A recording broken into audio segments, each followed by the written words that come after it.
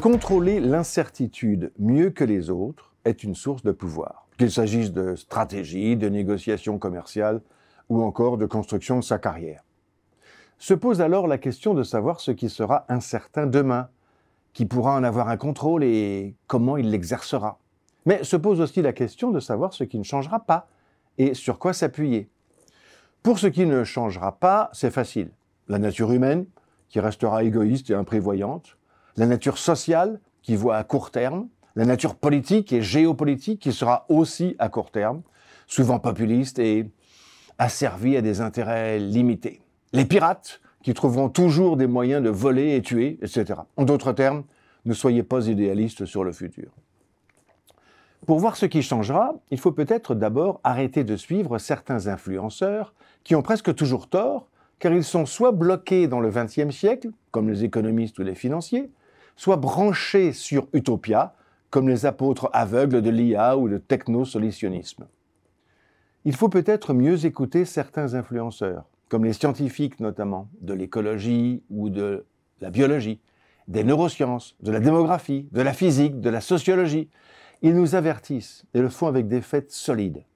Parmi les tendances longues à peu près certaines, mais générant de l'incertitude, il faut aussi se résigner à voir la fin d'un libre-échange débridé, d'une financiarisation extrême, la venue d'arbitrages de plus en plus difficiles, notamment entre l'environnement et le social, l'obsolescence de nombreuses organisations internationales comme l'OMC ou l'ONU, etc. Bref, réaliser que le modèle capitaliste international va muter. Ensuite, il faut probablement et surtout se préparer à réagir à l'incertitude. C'est là le véritable art de la stratégie et cela demande plusieurs postures. D'abord, regardez la loi de travers. En effet, d'une part, elle indique et structure considérablement l'avenir en posant des limites, mais aussi, paradoxalement, dans un monde de lobby, elle peut changer sans vraiment prévenir et pénaliser ceux qui se seraient préparés au changement. Voir ce qui se passe actuellement pour l'automobile électrique en Europe. Ensuite, se garder des réservoirs de ressources pour l'action. Notre culture, just in time, zéro stock, etc., qui fonctionnait bien dans un univers global intégré et fluide, peut être source de catastrophes liées à des ruptures diverses de chaînes logistiques ou à la fin de la disponibilité de produits pour quelque raison que ce soit. Les marges d'action sont un potentiel de résilience. Tout sportif le sait bien. Enfin, se préparer à rebondir, comme une start-up, même si l'on est un grand groupe.